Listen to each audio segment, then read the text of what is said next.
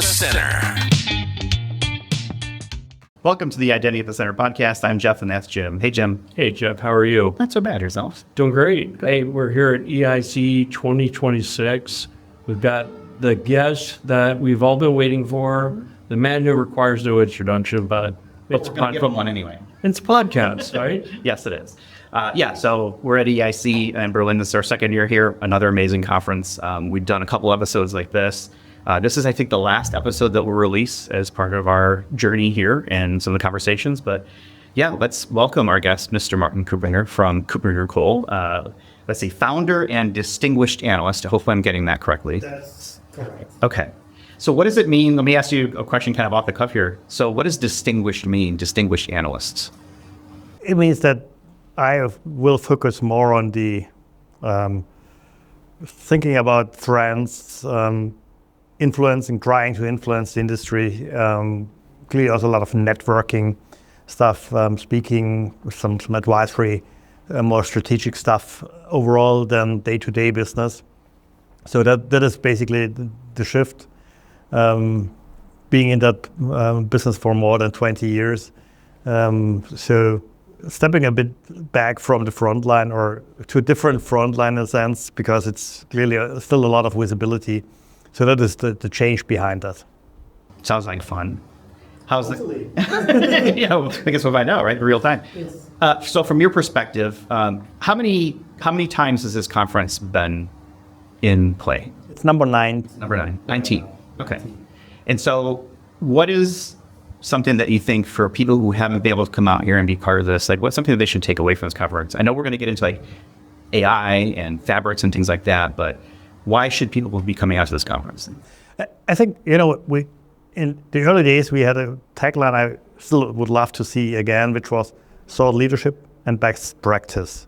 And I think this describes this event very well. So we focus on identity, everything around identity, cloud being quite important again these days with all the debates around sovereign cloud and the related topics. So the identity security, AI security, data security, a lot of privacy, following the decentralized identity, UDI wallet stuff since it exists or since people started thinking about it in a way.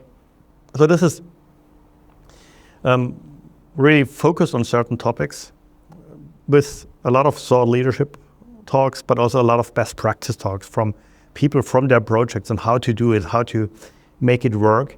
And I think this combination is good, and we have a very dense program, so up to 6 tracks in parallel, which means there's something for everyone at every time. We also have a lot of really networking opportunities, long breaks, the great area outside of the venue with the food trucks, etc. So it's very interactive as well, and I think this makes a difference to many of the other events that exist.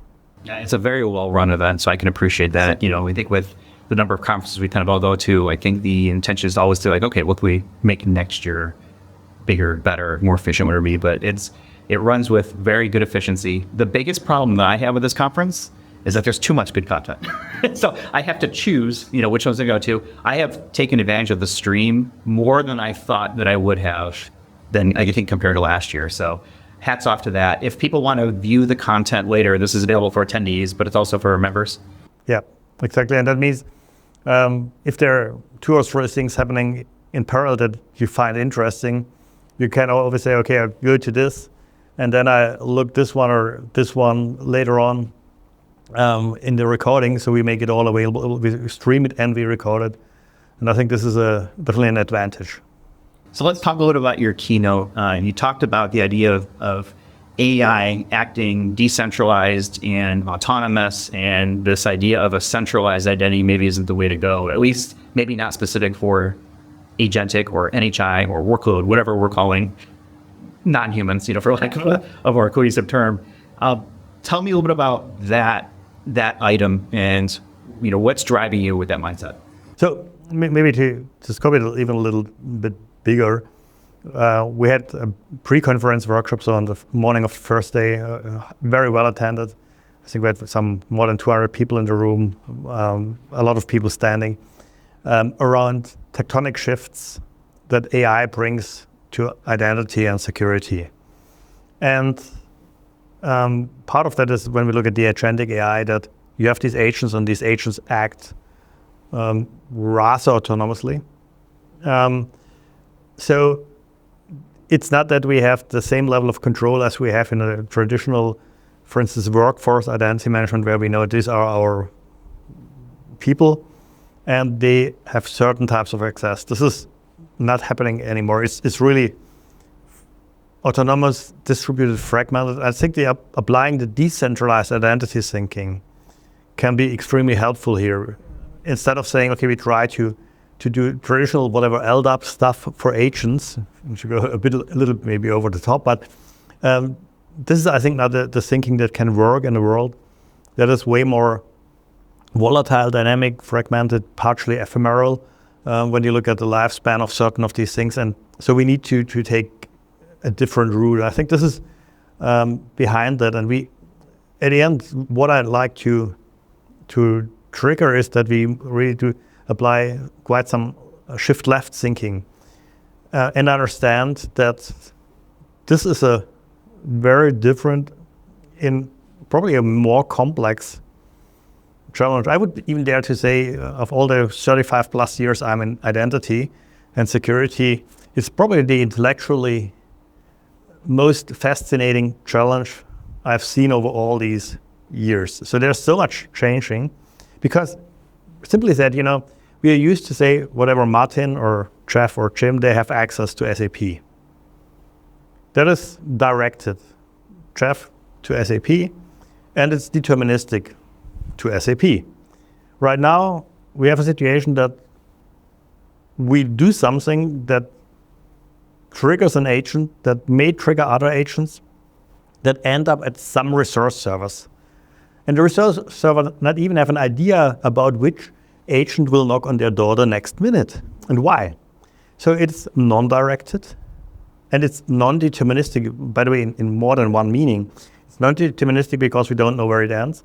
It's also non-deterministic because if we have the next version of the LLM, it may do it differently, even if we try to do the same thing.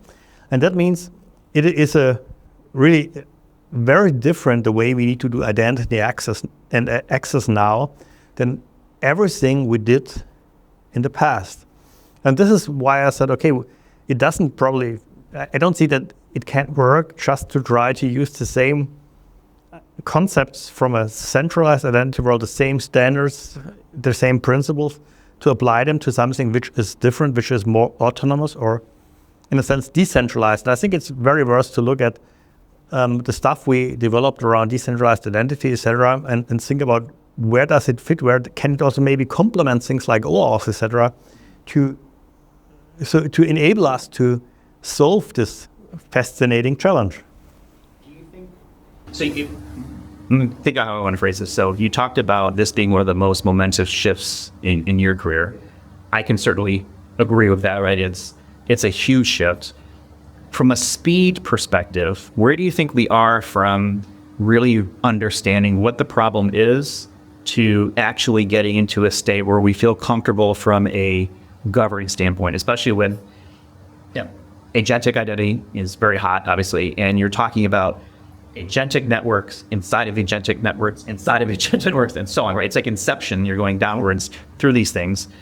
Are we at a spot where we think that the pace of our thinking to address this, the pace of vendors trying to figure out, okay, what are the solutions that we think we can put in place to help their customers, right, things like that. But I'm curious, like from a speed perspective, where do you think we are? Are we moving too fast, too slow, about as best as we can do?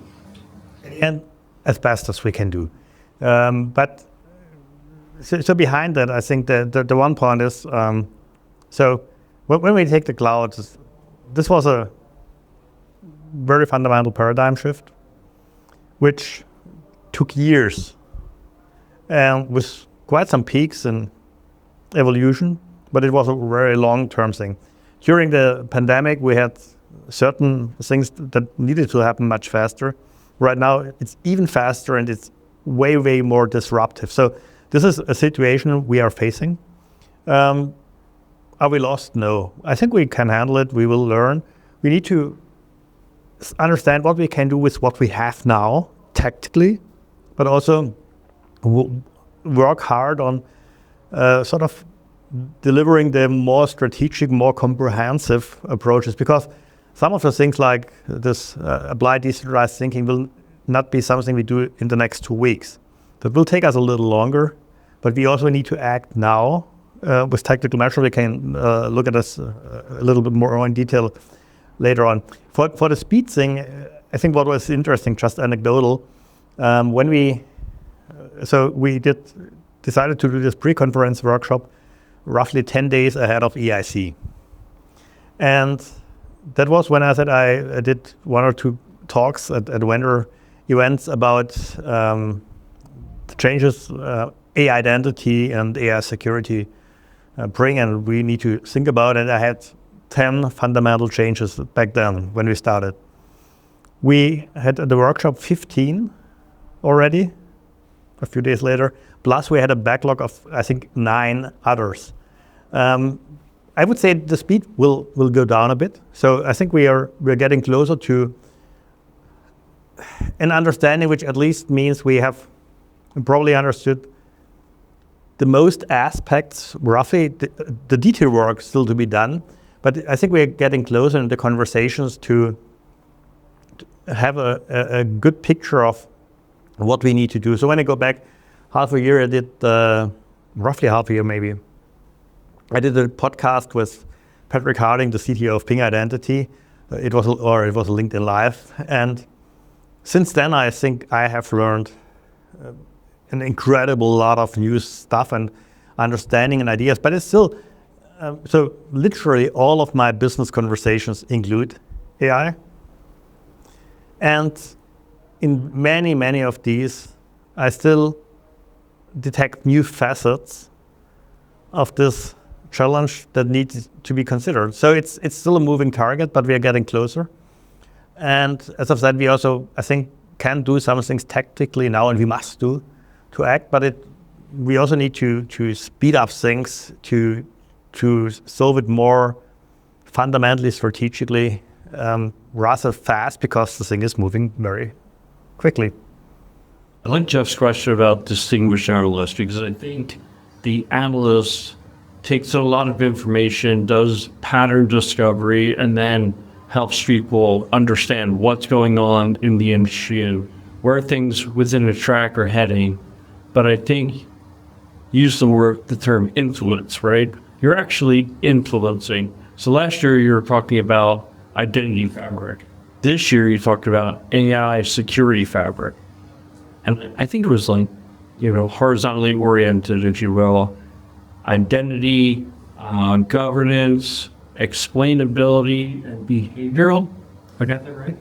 Not exactly. I think so. The fabrics, all of them have a structure basically of the who, to what, and in between at the center there are capabilities you need, services you then build, and tools that deliver this. And for the AI security fabric, so the identity fabric, I think we brought it up in 2018 or so.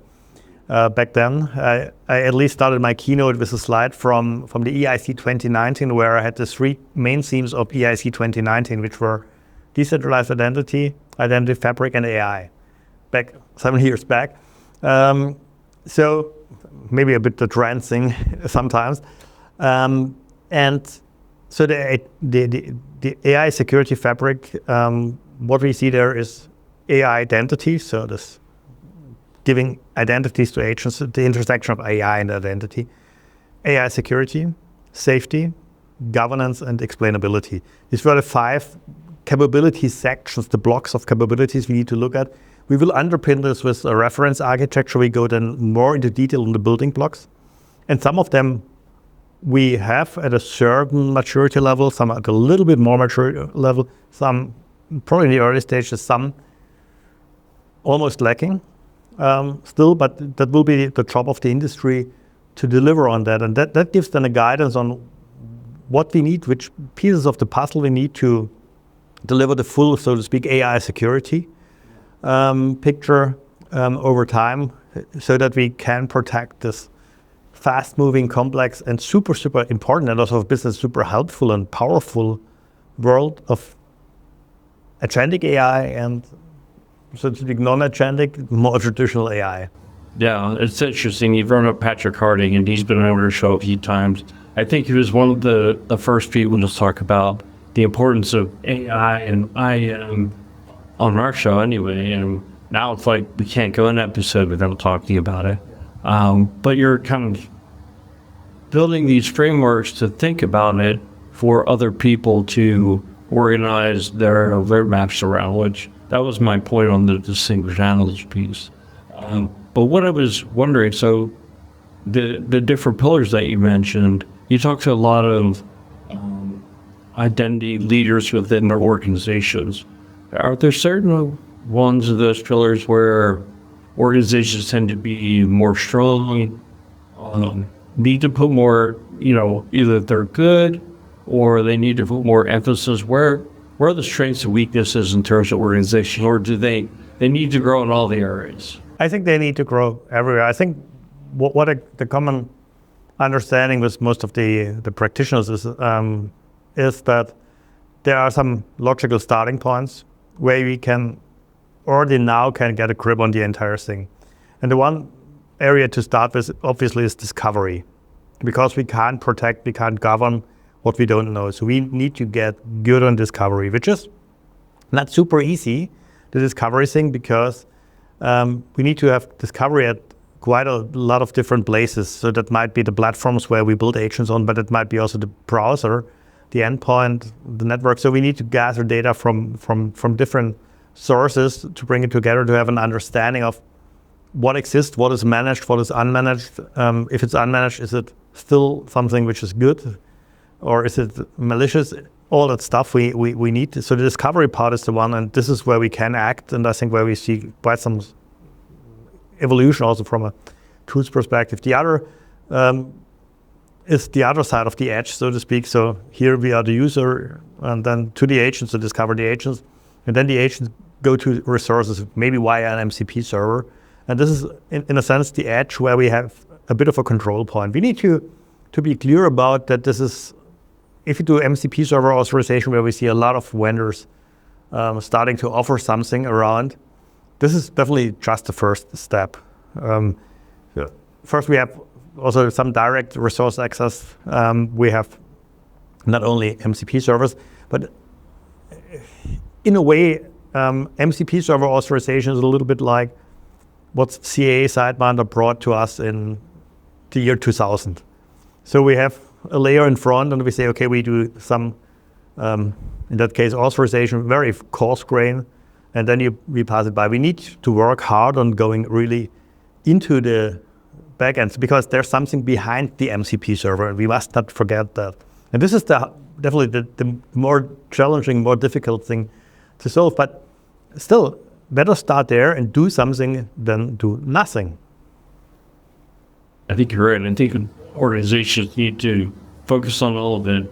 I wanted to pick on two things. One was governance, because I've actually heard of some of the big American banks where they were actually telling their employees, showing to only use an older version of the model because that's what we've tested. And it's like, I'm afraid of, hey, we need to govern this thing, and we're going to do it in a way we don't know what we're doing. So we're going to take old models of governance and apply it to this new technology and stunt your growth or stunt the growth of our business. So I want to get your comment on that. The other area is explainability. I feel like identity 20 years ago was a practice of taking what could be done with paper and pencil or Excel spreadsheets and who gave access to this person or who logged in at this time and tried to automate it, right? Well, now it's happening so fast and the volumes are so high, and AI potentially is making the decision. So explainability seems like such a bigger challenge. And probably out of most IAM leaders' hands, maybe by explainability, just make sure that you don't forget that. Make sure that your system is not making decisions that you can't explain to a judge. Yeah. So I think two huge and super fascinating areas. So on the governance side, I think banks clearly are a bit of a special kind of beast, in the sense of they have the biggest audit pressure. They they also have the most mature, usually the most mature governance approaches and risk controls, etc. So I also hear it from European CISOs and leaders that they say, okay, we are relatively restrictive. We run our own instances of certain models in a controlled manner, and you're only allowed to use these. So being very restrictive, I think there's obviously a risk of still things going wrong and someone bypassing it. I think this risk must not be underestimated, but I think that makes sense in such an environment. On the other hand, we clearly have in many areas the situation of how can we move fast, how can the business evolve fast, how can we use it for whatever, improving our speed and development of solutions and whatever else, optimize business process, etc. And still, I think it's important to understand, and this goes also back to discovery, what do we have, what may this be allowed to do, and how do we contain stuff, how do we keep it under control? I'm, for instance, also, and that goes into safety, I'm not a big friend of the idea. A lot of people then saying, oh, we need this agent kill switch. The kill switch is always the last resort. Because you don't know necessarily whether this is a super important agent for the function of the business. And so better thinking containment, in potential isolation, in slowing things down until you human in the loop could check it or stuff like that. So I think we need to be careful. So, but governance is the logical starting point. As I've said, it starts with understanding what we have, what is managed, unmanaged, what's the purpose, and then we will need to do a lot of things over time by setting proper guardrails, delivering that information with the agent, having an agent lineage to understand the entire chain of agents and humans and workload identities and all the other stuff that comes into that. As I've said, I'm not a big believer in the term non-human identity. I used it for a while, but I never was 100% convinced. And in my keynote, I proposed maybe we think more about autonomous identities like humans and agents versus dependent identities like workload identities or IoT identities, etc., as a better abstraction, because the non-human is not precise enough from my understanding. Anyway, back to your question. The other aspect is explainability. And I think this starts with, we need to have the understanding, partially also from a legal perspective, from a regulatory perspective of why was a certain decision made. We have this in the traditional, so to speak, analytical AI, etc. We already have this in certain regulations, whatever price finding or is credit scoring, stuff like that, where this explainability is required. And I think the first thing we will need are a really immutable logs, a standard for immutable logs, so that we can trace what happened. And so the traceability, in effect, is the foundation for explainability. And it's even more important in this world of fast-moving language models, be it large or specialized small language models. I don't really believe that large language models will be the normal. I think they are more the standard tool for when you don't have a better thing over time. I think this will change rather quickly because LLMs are far too expensive from a compute cost perspective, etc., and they're just inefficient. So at the end of the day, I think we will see a clear shift to specialized, to smaller language models with lesser overhead, with better understanding, and also better training. You can also do some of the security aspects much better. So I have in my governance list, I have the learning governance. So how do you ensure that things are learned that should be learned, but others not that shouldn't?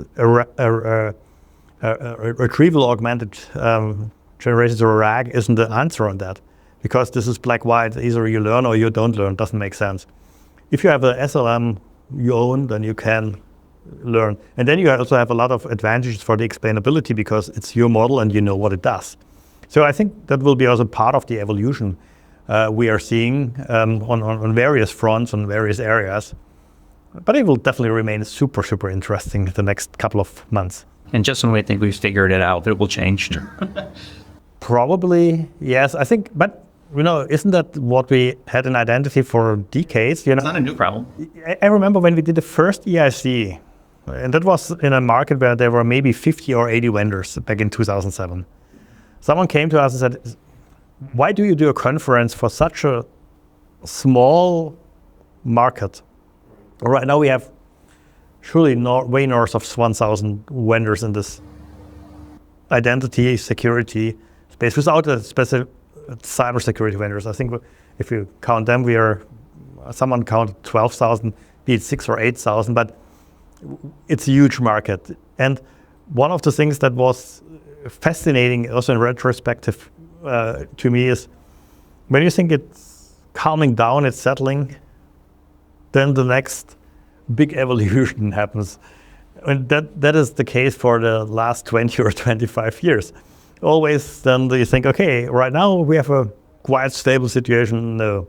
Then workload identities pop up, or AI identity pops up, or in earlier times, whatever, then the Sovereign X Act came into effect, and we had access governance, which changed meta directories and user provisioning fundamentally, and so on and so on and so on.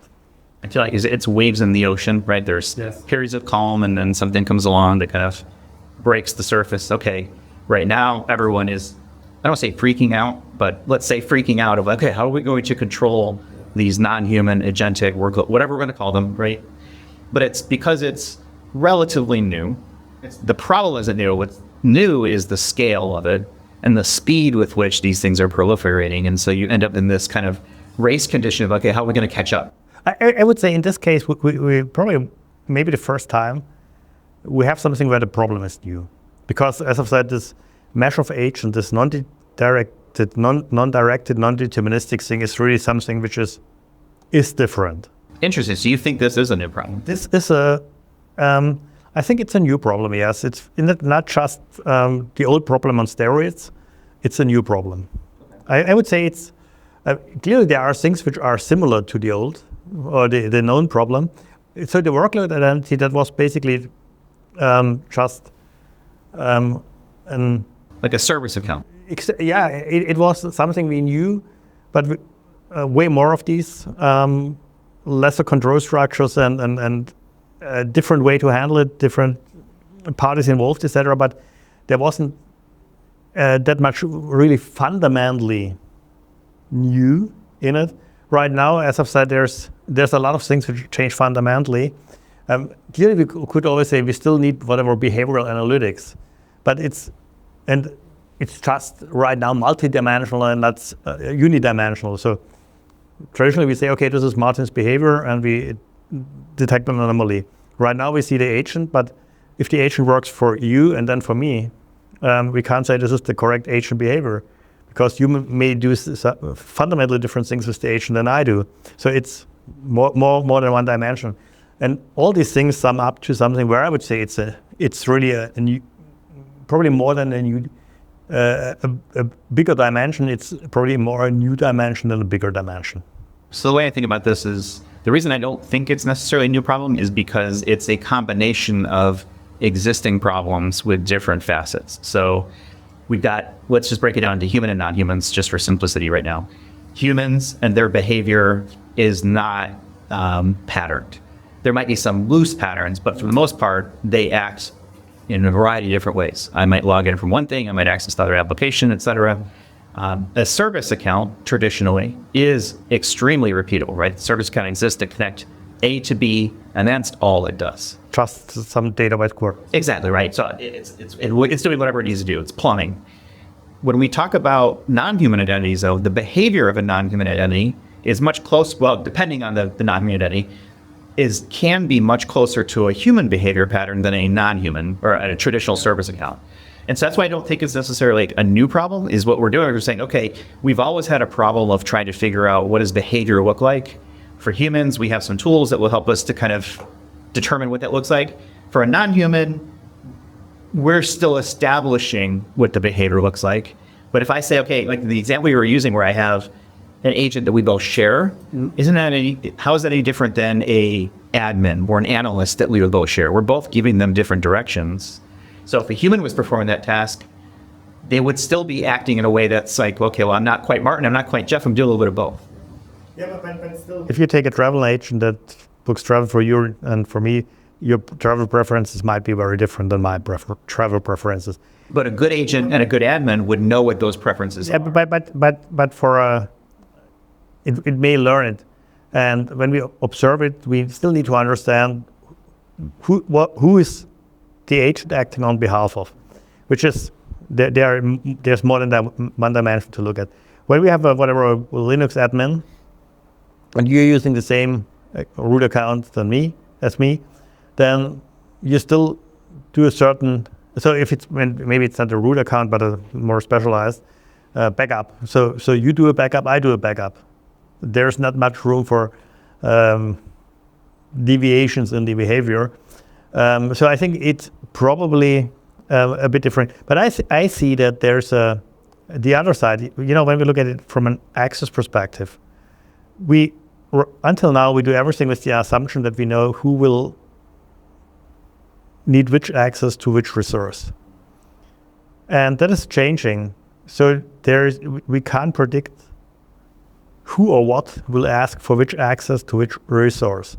And so there's this intensing coming in, trying to understand the intent of the query, which is a bit, so it's a backwards analysis, in a sense, probably not the final solution.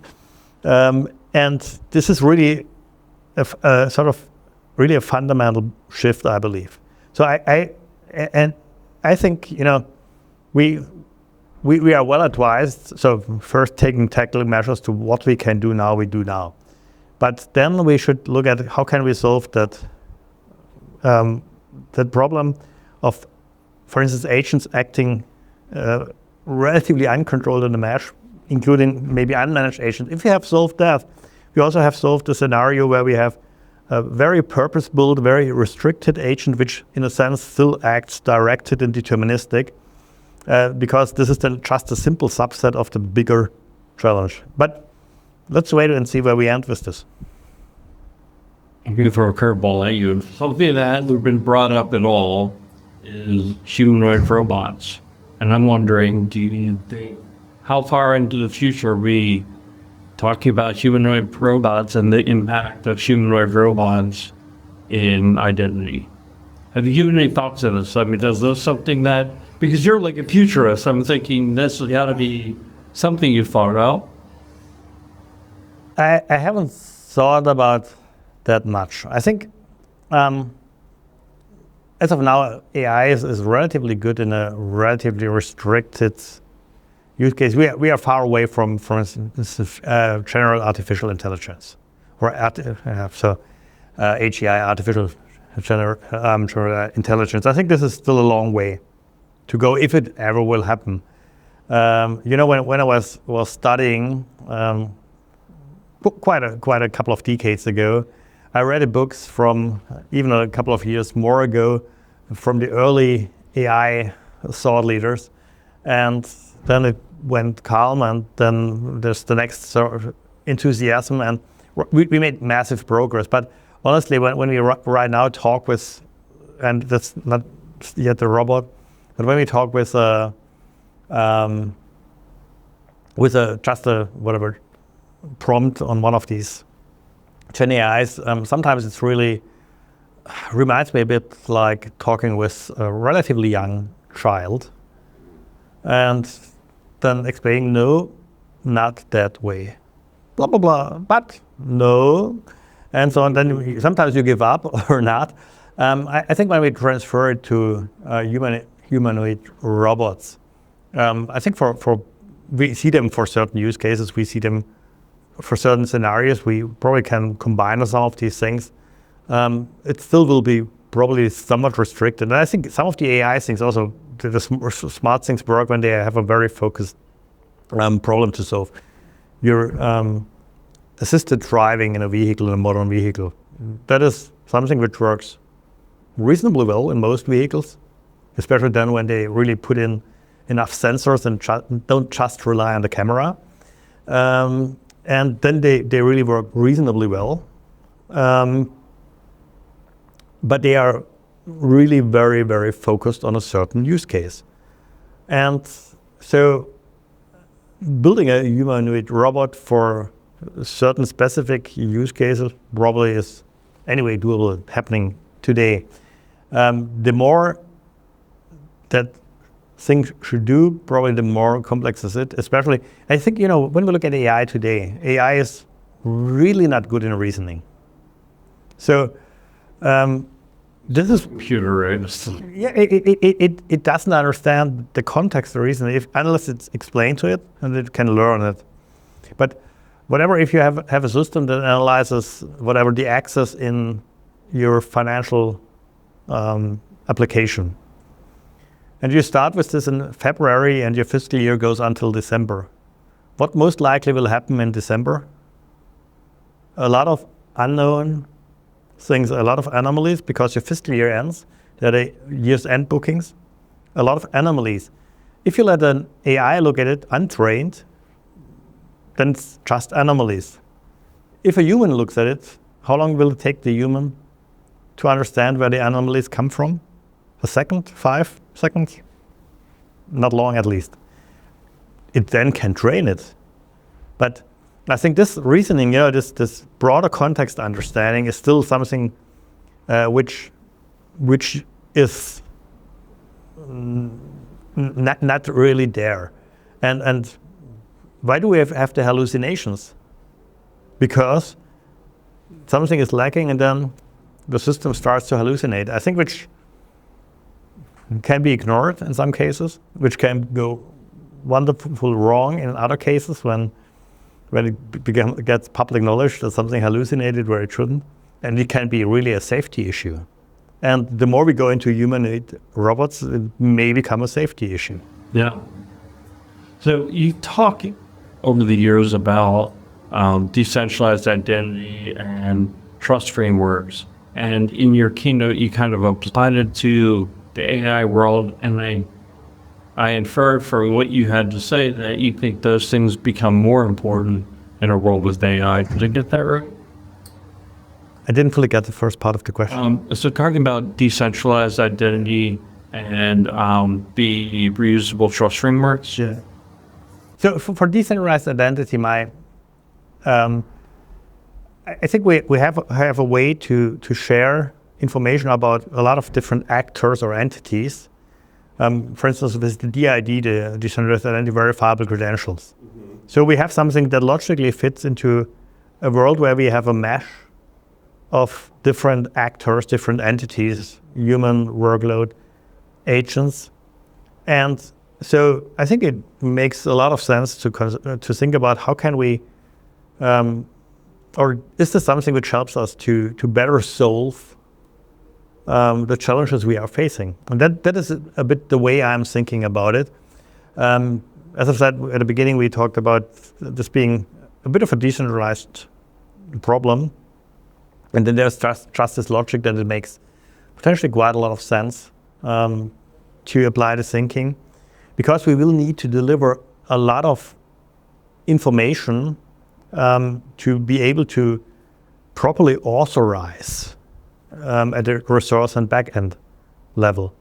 So understanding my personal guardrails, the background, so the context, so intent, as I said, is a difficult term, the intent, etc., but also maybe a corporate guardrail that comes into it, certain restrictions and other context information of the agents involved, the entire agent lineage, and other whatever behavioral signals, fraud signals. That means we may end up with whatever 50 or 100 or more signals in a single interaction. And we need a means to deliver them, where I feel that, for instance, verifiable credentials might be a good thing, maybe combined with the OAuth token exchange and other stuff. So think about how to bring these things together. And then we need to do an authorization, which is a bit different than the traditional way we did it. Because as a human, we may define a policy with 3 or 4 or 5 attributes or signals. But when you're talking 50 or 100 or more, then we probably need something that helps. Unfortunately, it's an AI, so we have a bit of a recursive distrust problem where we try to use AI to control AI because we don't trust AI, which is a bit tricky. So we end up a little bit of a philosophical problem, but we still may have a certain AI that is more the one who looks at it and as a control instance and say, okay, looks good, doesn't look good. So I think we can reduce that risk quite strong. And I think the other point is the more signals we have, the more we move from a black-white, whatever authorization approach to a gradient, where we can apply risk thresholds. And the cool thing is that all the CISOs can deal very well with risk thresholds because that's what they do in any area.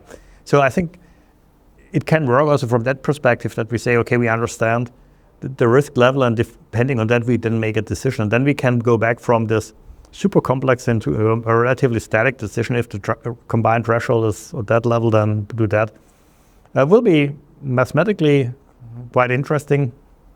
So It keeps going back to this identity verification conversation, and I feel like personally, I'm doing this maybe once or twice a year, and I'm wondering, as the technology got ahead of the demand, or where exactly is the market, with demand for identity verification technology versus where the technology actually is?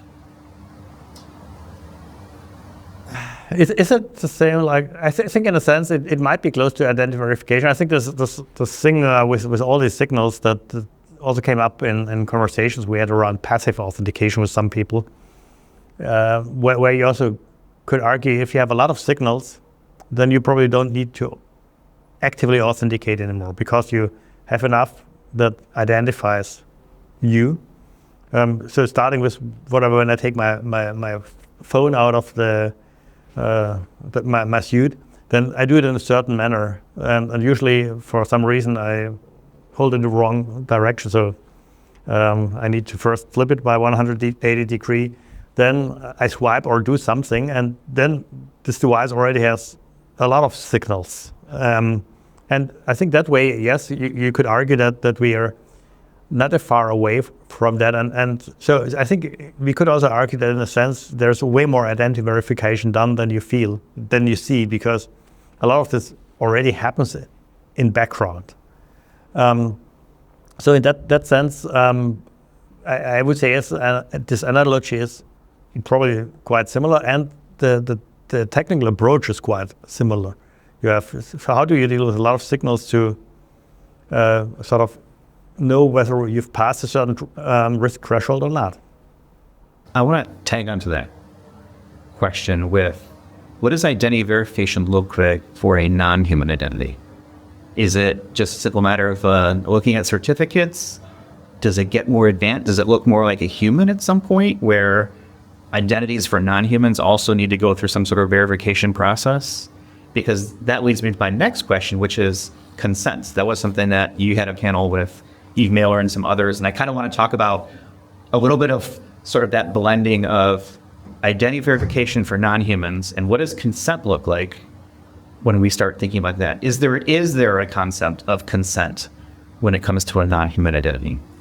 Okay, that's a little philosophical, but I'm kind of thinking here like, okay, what does this look like when Jim's AI robot walks in the room and say, is that really Jim's AI robot? And is there a matter of consent when it comes to that? Yeah, I think the first thing is ownership. So who owns the agent? That's the one element you have. And who is the agent acting for? That could be delegation. So the agent says, I'm doing this for Martin. I'm booking the travel for Martin. It could be impersonation, which is very different. The agent saying, I'm Martin. The latter leads more to the question of, in the old days, a couple of weeks ago, we called it bot detection. But at the end, it's not very different from that. But in both cases, we don't need a very specific agent identity verification, because at least when it's a registered, a known, a managed agent, we basically have in some way assigned an identity. We can assign an identity to instances of this agent. And we have ideally a sort of a lineage which says, okay, this is the agent doing this for Martin, and these are the sub-agents, and we understand how this entire thing goes. I think it would be more tricky to say, okay, what is a new agent, bringing agents under management. I think this goes more a bit into the this field of identity verification, but it's probably more an ownership management to understand who might be the owner and then finally bring it under management. So I'm not exactly sure whether we need identity verification in the narrow sense for an agent, or whether this is more ownership management and discovery, etc. challenge. And then the second part or the second question was about consent. And consent is something which is not so super far away from intent. So we have an intent and we consent a system, or consent that the system does something because we want to achieve something. So in a sense, there's an analogy. This panel, it was a quite interesting one because we had, as the third panelist, we had Max Schrems, who is the lawyer who was doing all these lawsuits around privacy, finally leading to things like GDPR, etc. And we talked about basically, can we use technology to, for instance, get rid of all these annoying cookie consent boxes? I think you find a lot of people in favor of that. Yes, and interestingly, I believe we can use technology, and I think we agreed on that. There are some things going on, and people like Max and Eve are much deeper into these standards thing than I am. But there are things going on that potentially can help us to balance privacy better in a way with the usability or combine it with usability. I think balancing is always a bit tricky as a term. And so that was the part of the thing. So what does it mean for an agent? I think it's the consent is probably something which is more for on the human side of things, where it comes from. For an agent, I would better think in guardrails, in what is this agent allowed to do or not. That might be like if you have a travel agent, a logical guardrail is the corporate travel policy, which basically says we only consent in that sense to this agent doing travel bookings that are within these guardrails, the corporate guardrails, plus within further restrictions the human gave consent for. I want to ask you one last question, and I don't want to put you on the spot. Is there anything that concerns you, scares you about where the industry is heading when it comes to how we're going to tackle this idea of identity security in 2030, 2035? I'm curious, is there anything on your radar that's that's a big challenge and I'm not quite sure how we're going to surmount that, or is there something else that just causes you concern? And the reason I ask this is because you're always so calm, cool, and collected. And I'm curious if there's something behind the surface, I'm still kind of struggling with this thing and where this might go. Yeah, two things that scare me. The first thing is that we oversimplify the broader AI identity, AI security challenge.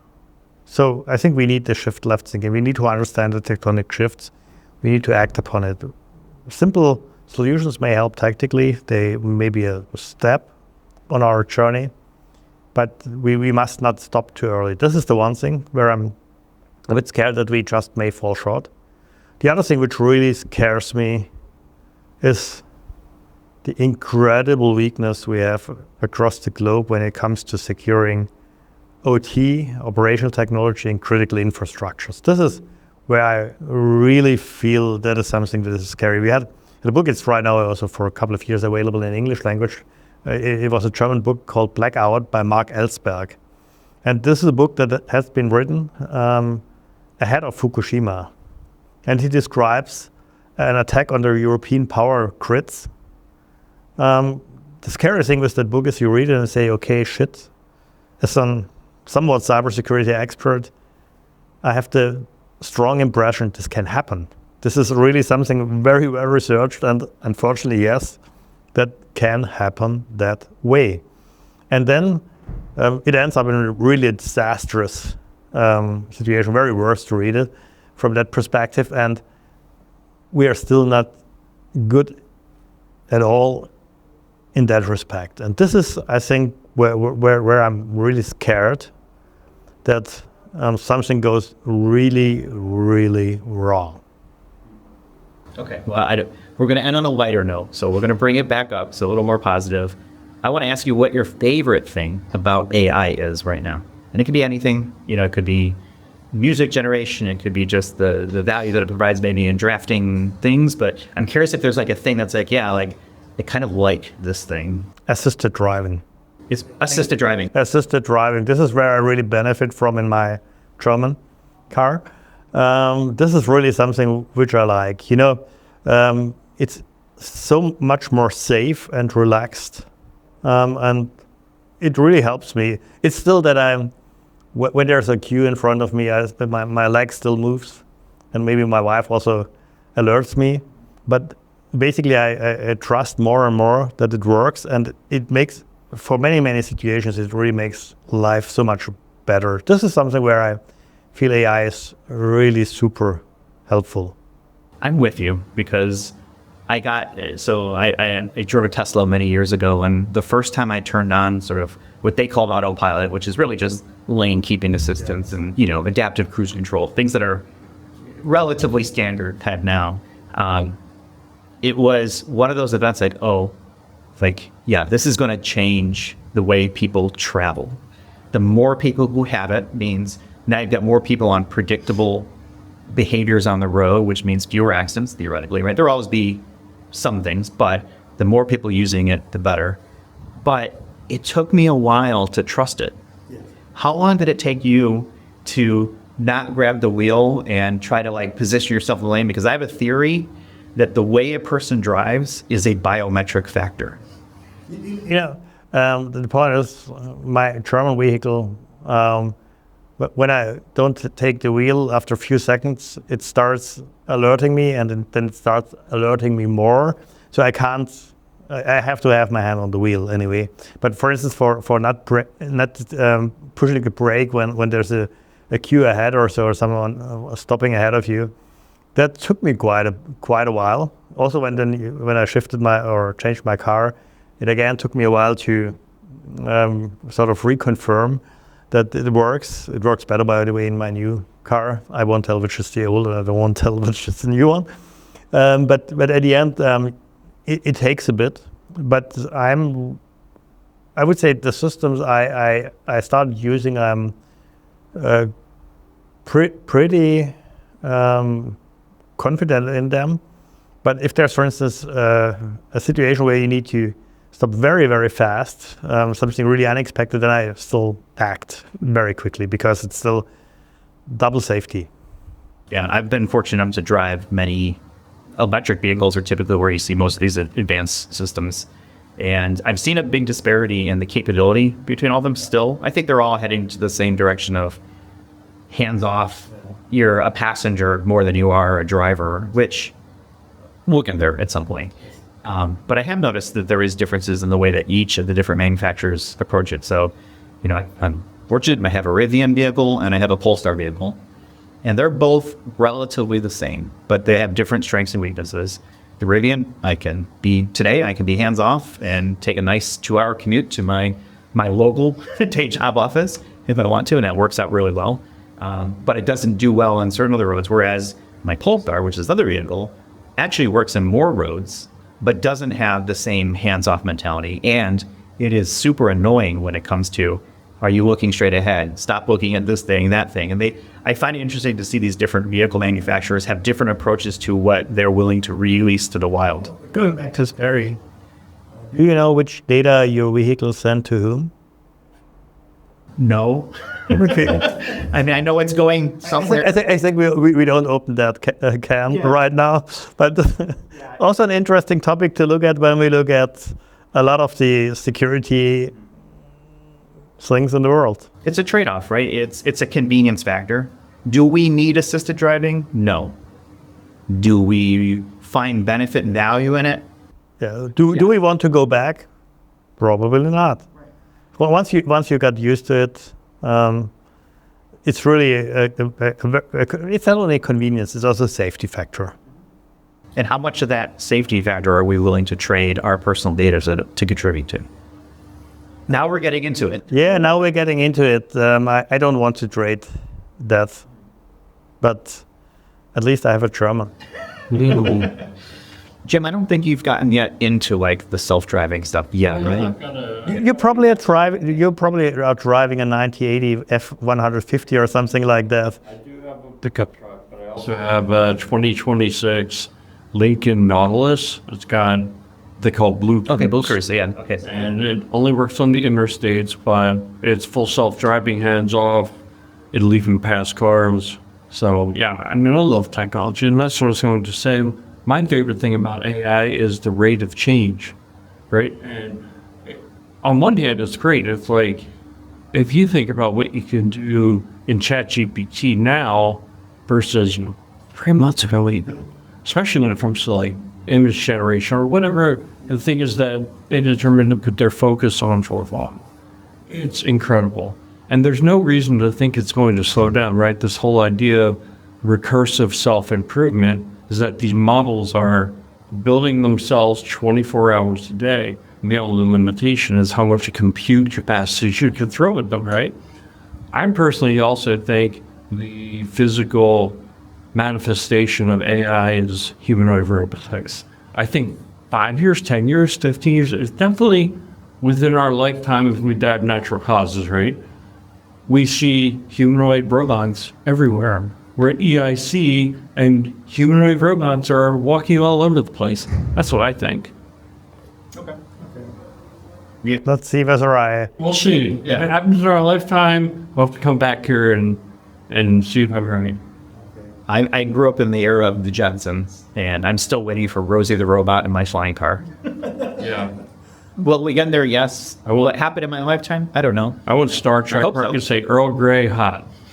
You can kind of say that now with a voice-powered microwave of some sort, or maybe some sort of a fancy espresso machine, right? That is like automated in some degree. It is very cool.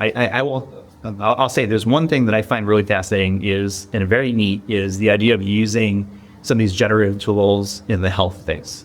So I'm not sure if you guys are familiar with this story of this guy who has a dog. The dog had cancer, and he used, essentially, I think it was ChatGPT, don't hold me to that, but it was one of these generative AI systems to research and develop an mRNA vaccine to cure his dog. Wow. Which is amazing. If it's true. Now, I don't have any reason to doubt it because I think he got a lot of press coverage, at least in the US. Yeah, but I heard so many stories about also things going wrong and here and that, and you always question what of this is true, what not. Right, there's side effects. And which access you had to certain sources others don't have, et cetera, et cetera. So I think but yes, we see huge improvements. I see AI anyway, in for instance, in curing cancer, curing other stuff. I think there's an incredible potential. I think it's also, the use of AI when you're by doctors for screening for skin cancer or so, or for et cetera. It's a huge improvement, and I think that makes a lot of sense. So yeah, I think there's, and I'm not at all negative on AI. I like change, because I think it keeps things interesting, and I think we need to be a bit careful with some of the things, and we need to work hard on AI identity and AI security. What I was saying in the consulting business, I'm sure you've heard before, is get comfortable being uncomfortable. Yeah. And that's kind of where we're at right now. The health thing I think is very interesting because sometimes it's not about finding the answer. It's about ruling out all the ones that aren't the answer that helps you get to that. So I think it's a fascinating space. I think every generation says this. We are living in interesting times. And here we are yet again, saying that again. But Martin, you're always so generous with your time. Really appreciate you coming down and kind of sitting with us. Congratulations on another great conference. I know we've got about a day roughly left or so of stuff to go through, but it's been a great conference. Thank you again for having us here. We hope to see you again next year, and I'm sure we'll talk, virtually, before that as well. Thank you for being here. And always a pleasure to be on your podcast. No, I appreciate it. Thank you. We'll go and leave it for this week. We'll have some links in our show notes for people to check out idacpodcast.com. Like and subscribe. That helps us do fun, cool things like this. And yeah, we'll leave it there for this week. Thanks everyone for watching and or listening, and we'll talk with you all in the next one. You've been listening to Identity at the Center. We hope you've enjoyed the show. Make sure to like, rate, and review. And we'll be back soon. But in the meantime, hit the website at identityatthecenter.com.